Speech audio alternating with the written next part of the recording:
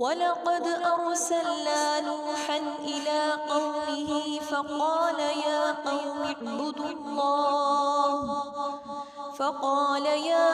اعبدوا الله ما لكم من إله غيره أفلا تتقون.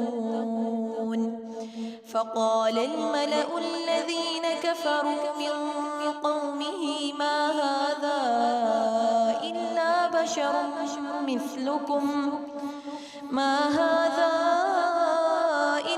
بشر مثلكم يريد أن يتفضل عليكم ولو شاء الله لأنزل ملائكة ما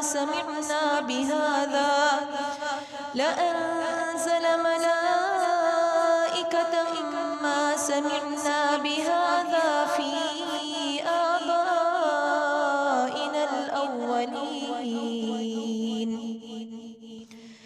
إن هو إلا رجل به جنة فتربصوا به حتى حين.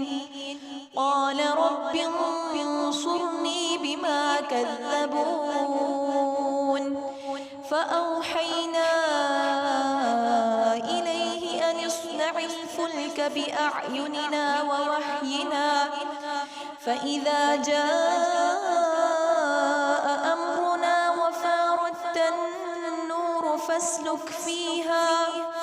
فاسلك فيها من كل زوجين اثنين وأهلك إلا من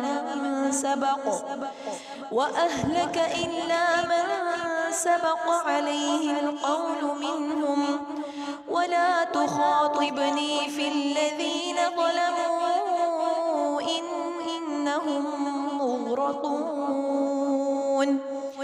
فإذا استويت أنت ومن معك على الفلك فقل الحمد لله الذي نجانا من القوم الظالمين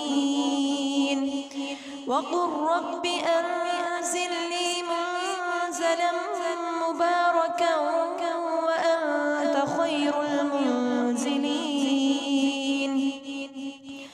إن في ذلك لآيات وإن كنا لمبتلين.